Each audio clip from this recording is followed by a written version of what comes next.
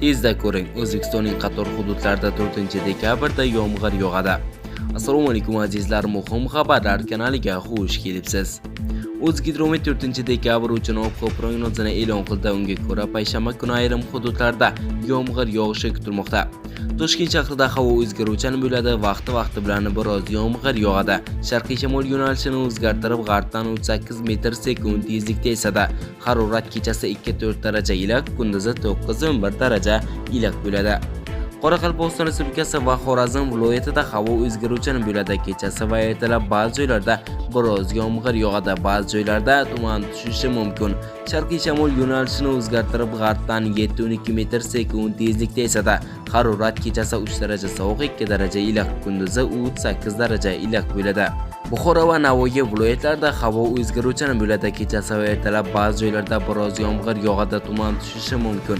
Sharqiy shamol yo'nalishini o'zgartirib, g'arbdan 7-12 metr/sekund tezlikda esadi. Harorat kechasi 0,5 daraja iliq, kunduzi 6-11 daraja iliq bo'ladi. Toshkent, Samarqand, Sirdaryo, Jizzax viloyatlarida havo o'zgaruvchan bo'ladi. Ba'zi joylarda biroz yomg'ir yog'adi, tuman tushishi mumkin. Sharqiy shamol yo'nalishini o'zgartirib, g'arbdan 7-12 metr/sekund tezlikda esadi. Harorat kechasi 0,5 daraja iliq, kunduzi 8-13 daraja iliq bo'ladi. Qashqadaryo viloyatida havo o'zgaruvchan bo'ladi. Ba'zi joylarda biroz yomg'ir yog'adi. Sharqiy shamol yo'nalishini o'zgartirib, g'arbdan 7-12 metr/sekund tezlikda esadi. Harorat kechasi 0,5 daraja iliq, kunduzi 10-15 daraja iliq bo'ladi.